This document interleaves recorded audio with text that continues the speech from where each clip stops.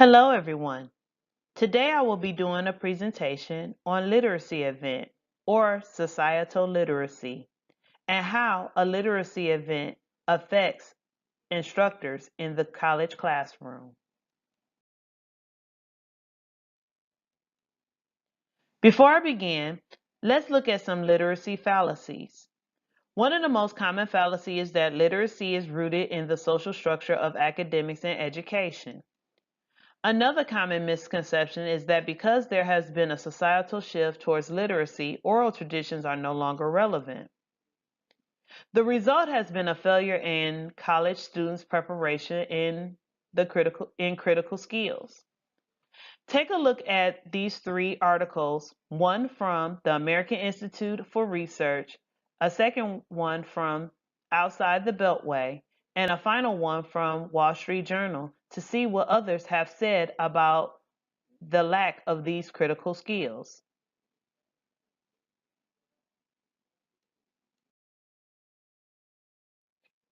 Now that you have taken a look at what critics have said is the lack of skills in collegiate students, let's look at the reality. Literacy occurs in many forms, including the following: oral traditions, learning and education, a combination of both oral traditions and education, or hybridity. What we have found is that oral traditions are alive and well.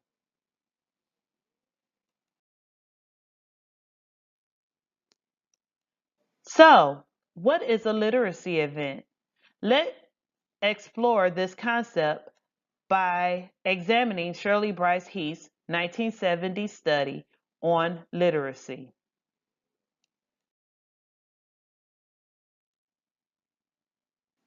In 1982, Shirley Bryce Heath published her study's findings in Protein Shapes in Literacy Events. Bryce studied reading and writing behavior patterns in literate societies.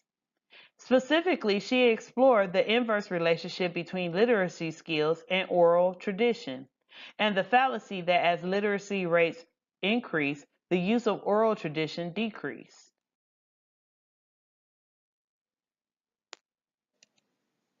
Let's take a look at oral tradition versus literacy. In oral tradition, Heath defines it as uses of language which conveys meaning without direct explication.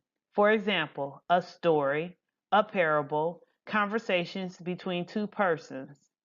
In contrast, literacy is language that is associated with the literate tradition, makes meaning explicit in the text and not as reliant on the experiences of the readers for verification of the truth.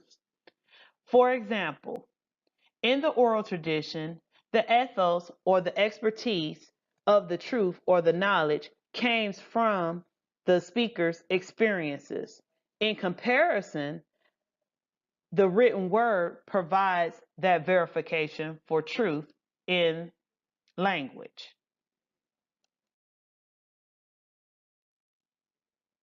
So, what was Heath's hypothesis? She based her research on scholarly predecessor and examines the relationship between literacy and oral tradition and the progression of literacy in societies. She attempts to dispel the following: that most research suggests that as societies grow in literacy, they lose oral traditional habits. She also discovered a problem between modern view versus the traditional view of literacy. Let's take a look and define traditional versus modern. Heath defines traditional as pre-industrial but not necessarily pre-literate traditions. And modern is defined as the social and cultural correlates of literacy or the work experiences adults have which may affect the maintenance and retention of literacy skills acquired in formal schooling.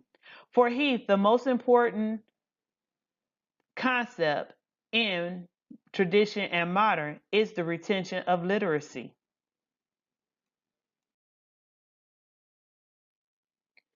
So let's take a look at Heath's focus in her study. He focuses on literacy retention, or the actual uses of literacy in work settings, daily interactions in religious, economic, and legal institutions, and family habits of socializing the young into uses of literacy. She asks the following questions. Does modern society contain certain conditions which restrict literacy just as some traditional societies do? So, what exactly is a literacy event? Heath defines it as follows: a conceptual tool useful in examining within particular communities of modern society the actual forms and functions of oral and literate traditions and coexisting relationships between spoken and written language. It is also any occasion in which a piece of writing is integral to the nature of participants' interactions and interpretive processes. Although most people think that literacy events only refers to the students' interactions in the classroom, the concept is more complicated than that.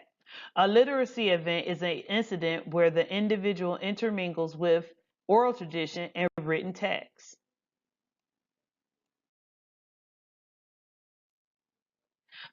So, what was Heath's argument? She argues that there are more literacy events which call for appropriate knowledge of forms and uses of speech events than there are actual occasions for extending reading and writing. Heath argues that even in literate modern social modes, oral tradition still holds precedence over literacy activities such as reading and writing. So, where did Heath get her data set?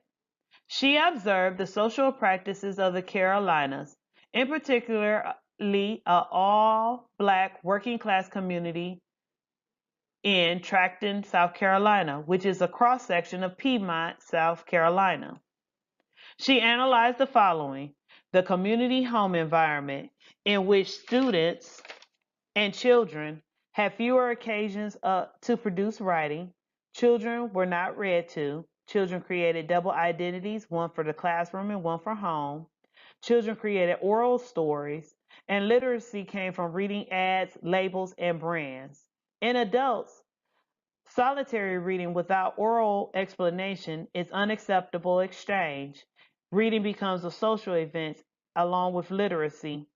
For example, front porch conversations in which someone may read an article from the Washington Post, then bring back the information to the neighbors in which this information is discussed to deduce knowledge.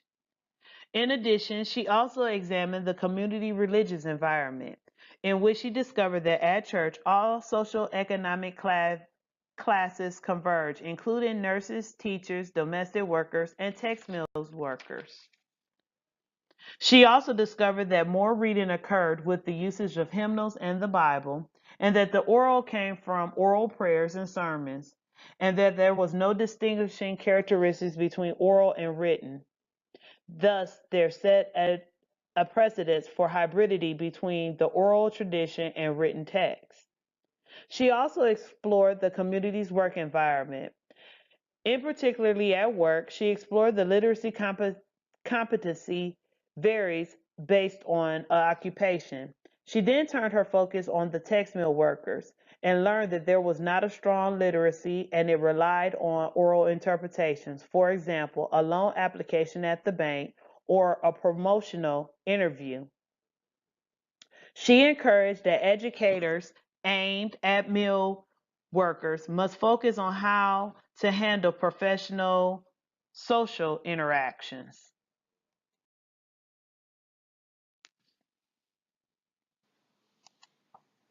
So, what was Heath's overall conclusion? She determined that Trackton residents utilize three ways or levels of extracting meaning from print: attending the text itself, bringing in experiences or knowledge related to the text, and interpreting beyond the text into a creative or imaginative realm, or to achieve a new synthesis of information from the text and reader experience. She also determined that Traxton residents utilize a hybridity of skills from both oral tradition and literacy to exchange knowledge. So, what does literacy event means for instructors in the classroom? And what should instructors take away from her study? How does Heath's argument affect English composition in particular? We as instructors must understand how culture and community impacts literacy. We must recognize that literacy competency does not come from academia alone. We and our students are constantly interacting with the hybridity of oral tradition and written language.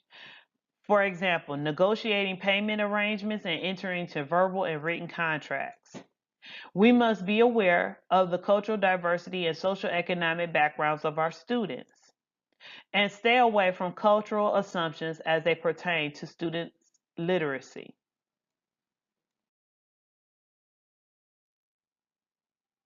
So, how, as an instructor, are we to implement Heath studies into our classroom?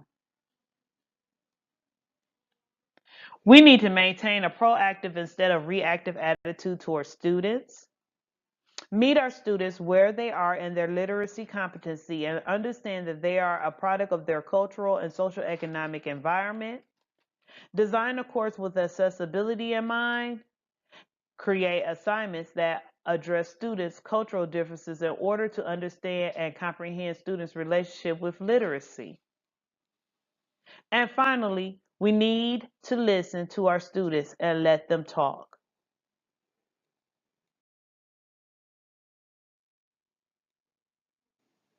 Thank you for your attention for this presentation.